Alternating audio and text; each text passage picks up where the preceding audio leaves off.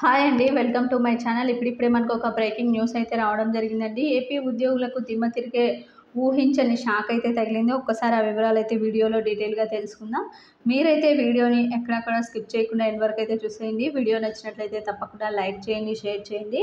ఇక క్షేత్ర స్థాయిలో ప్రజలకు సేవలు అందించేందుకు ఏర్పాటైన గ్రామ వార్డు సచివాలయాలు అక్రమాలకైతే నిలయంగా మారాయండి. వాళ్ళ అధికారుల వైకాపాకు జాగీరుగా ఉన్న ఈ సచివాలయ వ్యవస్థ నేడు ఎన్నికల నియమావళి సైతం కాలదని మద్యం నిల్వ చేస్తే స్థావరాలుగా అయితే మారుతున్నాయి. మొత్తానికైతే ఆదివారం నెల్లూరు జిల్లా కావలి పట్టణంలో ఈ వ్యవహారంపై దుమారం రేగింది.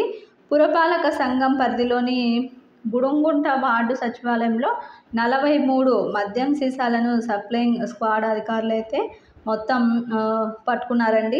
అదే ప్రాంగణంలోని మరో గదిలో నిల్వ చేసిన ప్రజా పంపిణీ వ్యవస్థకు చెందిన బియ్యాన్ని స్వాధీనం చేసుకున్నారు.